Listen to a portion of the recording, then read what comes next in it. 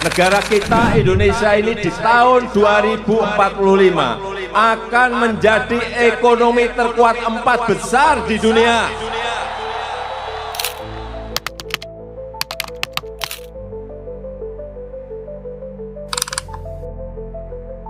Apakah kita punya peluang besar untuk jadi kekuatan ekonomi dunia? Seperti kata Presiden ke-7 kita Pak Jokowi, akan menjadi ekonomi terkuat 4 besar di dunia. Nah, Presiden kita yang sekarang, Bapak Prabowo Subianto, juga mendukung semangat Pak Jokowi dengan visi ambisiusnya menuju Indonesia Emas tahun 2045, yaitu berfokus pada hilirisasi dan swasembada, mulai dari pangan, energi, sampai ekonomi kreatif.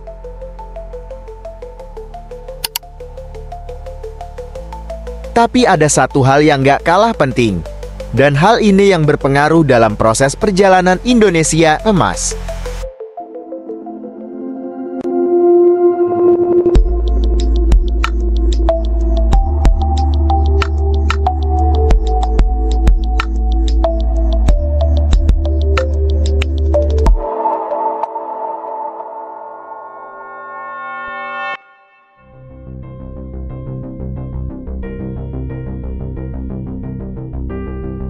Kalau kita lihat dari jumlah penduduk kita, ada sekitar 280 juta jiwa.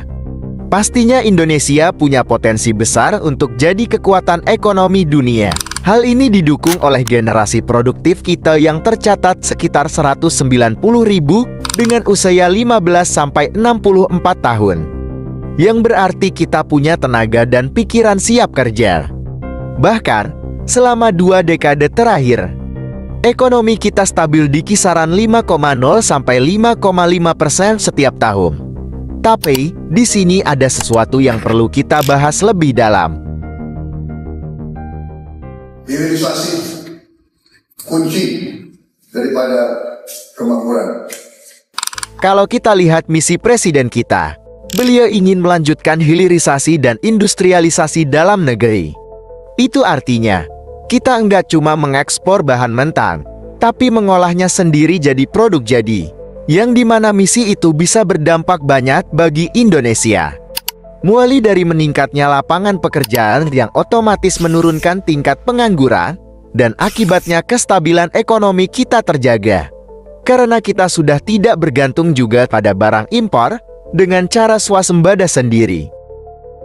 Ditambah lagi, Bapak Prabowo juga ingin Indonesia mandiri dalam bidang-bidang strategis seperti pangan, energi, air, hingga ekonomi kreatif dan hijau. Nah, tapi ada yang gak kalah penting dari itu semua, yaitu mentalitas masyarakat.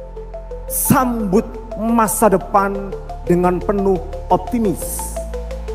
Setiap zaman ada masalahnya, setiap zaman ada problemnya, dan setiap zaman ada solusinya. Indonesia bukan negara lemah, kita gak kekurangan orang pintar dan rajin. Hanya saja kita yang merusaknya sendiri, dengan selalu pesimis terhadap masa depan bangsa kita sendiri.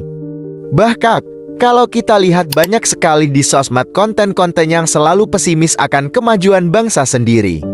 Yang hal itu membuat penontonnya sebagai generasi bangsa juga pesimis terhadap bangsanya.